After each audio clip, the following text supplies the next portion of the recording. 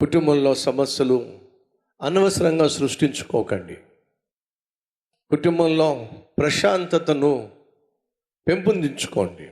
Bible చక్కని మాట ఉంది, ప్రేమ కలిగి ఉండుటకు ప్రయాసపడండి. నీ భార్యను ప్రేమించడానికి ప్రయాసపడు, నీ భర్తను ప్రేమించడానికి ప్రయాసపడు. ప్రేమ అన్నిటినీ సహిస్తుంది, అన్నిటినీ తాలుతుంది, అన్నిటినీ అర్థం చేసుకుంటుంది. ఇంటిలో వచ్చే సమస్యలను ప్రార్థనతో త్వరగా పరిష్కరించుకోండి. భర్త వల్ల కావచ్చు, భార్య వల్ల కావచ్చు, బిడ్డల వల్ల కావచ్చు. ఏదైనా సమస్య వస్తే నిర్లక్ష్యం చేయకండి. మీ అమ్మ ఏదైనా వచ్చి, అమ్మ నీతో ఒక విషయం మాట్లాడాలి అని చెప్పి ఒకవేళ చెప్పే ప్రయత్నం చేస్తే సమయాన్ని ఇవ్వండి. నీ కూతురు జీవితంలో, తన కూతురు చదువులో, నీ కొడుకు జీవితంలో, నీ కొడుకు చదువులో, తన యొక్క యవ్వన ప్రాయంలో తను ఏదైనా సమస్యలు గుండా వెళుతున్నట్లయితే నిర్లక్ష్యం చేయకండి. ఆ సమస్యను అడ్రస్ చేయండి, ఆ సమస్యను అర్థం చేసుకోండి, ఆ సమస్యను తీర్చడానికి ఖచ్చితంగా సమయాన్ని కేటాయించండి. నా కూతురు చిన్నపిల్లేం కాదు, దానికి అన్నీ తెలుసు అనే భ్రమలో జీవించకండి. నా కొడుకు చిన్నపిల్లడేం కాదు, వాడికి అన్నీ తెలుసు, వాడి సమస్యలు వాడే తీర్చుకుంటాడు, దాని సమస్యలు అదే తీర్చుకుంటుంది అని చెప్పి భ్రమలో జీవించకండి. ఇంటిలో తలెత్తే సమస్యలకు తప్పనిసరిగా సమయాన్ని కేటాయించండి, అది అత్యవసరం. సో తన చుట్టూ చాలా పోరాటాలు జరుగుతున్నాయి.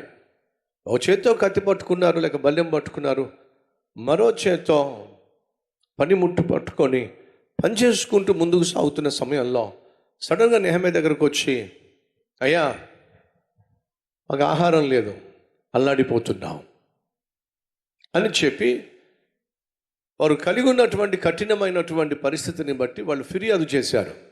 మరొక రోజు ఏమన్నారంటే, చదువుతున్నాను, ఇంకొందరు మేము మా కుమారులను మా కుమార్తెలను అనేకులము, అందుచేత మేము తిని బ్రతుకుటకు ధాన్యము మా యొద్ద తీసుకుంటాం అంటున్నారు. కొంతమందికి పిల్లలు లేరు అనే సమస్య, మరి కొంతమందికి పిల్లల్ని పెంచలేకపోతున్నాము అనే సమస్య, ఇంకొంతమందికి వద్దనుకున్నా పిల్లడు పుట్టాడు, ఇద్దరు చాలనుకున్నా మూడోవాడు పుట్టాడు, సరే సరిపోతుంది మూడోవాడితో చాలనుకున్నా, అనుకోకుండా నా భార్య మళ్ళీ గర్భం ధరించింది. ఒక్కొక్కరితో ఒక్కొక్క సమస్య. విచిత్రం, వీళ్ళకున్న సమస్య ఏమిటంటే, మాకు పిల్లలు చాలామంది ఉన్నారు, వాళ్ళు మేము పోషించలేకపోతున్నాం. ఒకవైపు పని జరుగుతుంది, మరోవైపు పోరాటం జరుగుతుంది. అటువంటి సమయంలో యూదుల మధ్య ఇంటర్నల్గా రోజు రోజుకు సమస్యలు గూడు కట్టుకుంటూ ఉన్నాయి. ఆ సమస్యలు ఎప్పటి వరకు వాళ్ళు బయటికి తీసుకురాలేదు, కానీ ఇక తట్టుకోలేక వాళ్ళు వచ్చి నెహెమ్యాతో చెప్పుకున్నారు, సహోదరి సహోదరులు, నీ జీవితంలో సమస్యలు ఉన్నప్పుడు, వాటిని నువ్వు తట్టుకోలేనప్పుడు, భరించలేనప్పుడు ఖచ్చితంగా తీసుకొచ్చి ఆ సమస్యను పరిష్కరించగలిగిన ప్రభుతో చెప్పు. వాళ్ళు అదే చేశారు. అప్పటిదాకా భరించారు. ఇక వాళ్ళకి అనిపించింది ఏమిటంటే, మా వల్ల కాదు, సమస్యను పరిష్కరించడానికి దేవుడు నెహెమ్యాను పంపించాడుగా, ఆ సమస్యను తనకు తెలియచేస్తే పరిష్కరిస్తాడు.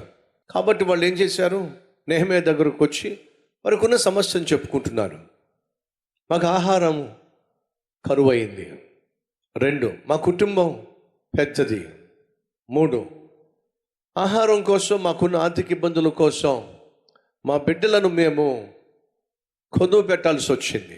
ఉన్నటువంటి కరువును బట్టి, ఉన్నటువంటి అప్పులను బట్టి, ఆర్థిక సమస్యలను బట్టి, కుటుంబంలో తలెత్తుతున్న అవసరాలు తీర్చుకోవడానికి ఎటువంటి దీనస్థితికి ఆనాడు ఉన్నటువంటి యూదులు వచ్చారయ్యా అంటే, కొడుకుల్ని దాసులుగా అప్పగించేశారు, కూతురులను కూడా దాసులుగా అప్పగించేశారు.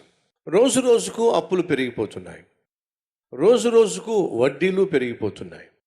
వారికి ఉన్న కష్టాన్ని ఆసరా తీసుకొని, వారికి ఉన్న అవసరాన్ని ఆసరాగా తీసుకొని, అక్కడ ఉన్నటువంటి కొంతమంది లోభి అంటే ధనాపేక్ష కలిగిన వాళ్ళు, వీరికున్న అవసరాన్ని ఆసరాగా తీసుకొని వడ్డీకి వీళ్ళు అప్పు ఇస్తూ వచ్చారు. అలా అప్పు ఇస్తూ ఆ వడ్డీ భారభరితంగా మారిపోయినప్పుడు అది తీర్చుకోలేక, తమ బిడ్డలను విడిపించుకోలేక ఆనాడు ఉన్నటువంటి ఆ యూదులు తల్లడిల్లిపోతున్నారు. ఈరోజు మన మధ్య ఎవరైనా ఉన్నారా? శక్తికి మించి కోరికలు, శక్తికి మించి ఆశలు, ఫలితంగా అప్పులు, తీర్చుకోలేక తిప్పలు పడేటటువంటి వారు మన మధ్య ఉన్నారా? జాగ్రత్త. అక్కడ వాళ్ళకున్నటువంటి పరిస్థితి ఏమిటయ్యా అంటే, ఒకవైపు పన్నులు కట్టలేకపోతున్నారు, మరోవైపు కుటుంబాన్ని పోషించలేకపోతున్నారు, ఫలితంగా వారు అప్పుల పాలయ్యారు. రెండోది వచ్చి ప్రభువు సెలవిచ్చాడు, నా మాట ప్రకారం మీరు జీవించినట్లయితే, నా నిబంధనలను నా కట్టడలను మీరు అనుసరించినట్లయితే మీరు అప్పు ఇచ్చేవారిగా ఉంటారే కానీ అప్పు చేసేవారిగా ఉండరు అని దేవుడు సెలవిచ్చాడు. మీరు తలగానే ఉంటారు కానీ తోకగా ఉండరు, ప్రభు సెలవిచ్చాడు. సో ఈరోజు ఆనాడు యూదుల కుటుంబాల్లో దాపరించిన కష్టం ఏదైతే ఉందో దాన్ని మనం చదువుతున్నప్పుడు ఇది ఒక హెచ్చరిక. వాపోతున్నారు, బాధపడుతున్నారు, మాకున్న ఈ అప్పులను బట్టి మా ఇళ్లను తాకట్టు పెట్టాల్సి వచ్చింది, మా భూములను తాకట్టు పెట్టాల్సి వచ్చింది, ఆఖరికి మా కుమార్తెలను కుమారులను కూడా వారికి మేము అప్పగించాల్సి వచ్చిన దుస్థితి. ఇది నెహెమ్యా విన్నప్పుడు దాన్ని తీవ్రమైన సమస్యగా భావించాడు. కాబట్టి అప్పు అనేది తేలిక తీసుకోకండి, అది తీవ్రమైన సమస్య. ఒకవేళ మీలో ఈరోజు ఎవరైనా అప్పు చేసి వచ్చినట్లయితే ప్రభు కనికరం కోరుకోండి. ఏదో ఒక మార్గం చూపించమని చెప్పి అడగండి, ఏదో ఒక అద్భుతం చేయమని చెప్పి అడగండి. దేవుడు ఖచ్చితంగా ఏదో ఒక అద్భుతం చేస్తాడు.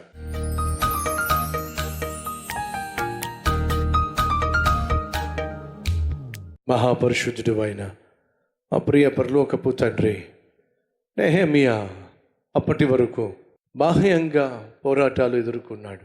ఆ పోరాటాలు ఎదుర్కొనే ప్రక్రియలో ప్రార్థన మీద ఆధారపడ్డాడు. పనిముట్టును అలాగే ఆయుధాన్ని చేపట్టి ధైర్యంగా ముందుకు సాగాడు. అనుకున్నది సాధిస్తున్న సమయంలో ఇంటర్నల్గా సమస్యలు వచ్చినాయి. యూదుల కుటుంబాల్లో సమస్యలు, యూదుల కుటుంబంలో ఉన్నటువంటి ఆర్థిక సమస్యలు, వారి కుమార్తెలు కుమారులు బానిసలుగా అప్పగించబడినటువంటి తీవ్రమైనటువంటి స్థితిలో వారు ఉన్నప్పుడు ఇక వారి వల్లగాక సమస్యను తీర్చుకోలేక నెహెమ్యాతో చెప్పినట్టుగా, నాయనా నీ బైబిల్లో మేము చదివామయ్యా. నెహెమ్యా దానిని సీరియస్గా తీసుకున్నాడు. ఆ సమస్యను పరిష్కరించడానికి అడుగులు వేశాడు.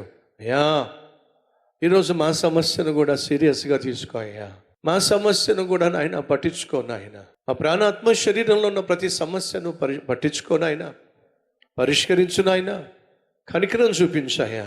ఒక క్షణం చాలు, నీకు మాట సెలవిస్తే చాలు, మా సమస్య తీరిపోతుందే, మా ఆరోగ్యం కుదుట పడుతుందే, మా శరీరం శక్తిని పొందుకుంటుందే, మా ఇంట్లో సమాధానం నాయనా ఆవరిస్తుందే, మా కుటుంబంలో ప్రేమ వికసిస్తుందే, శాంతి సమృద్ధిగా దొరుకుతుందే.